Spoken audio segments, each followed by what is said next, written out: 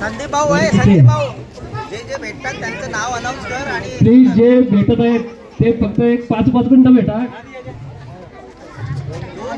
5 मिनिटं गेले तर 12 वाजतील.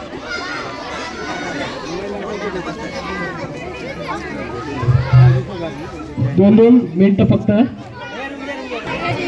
भाऊ वेळ असेल तर फोटो क्लिक करा ना. म्हणजे एक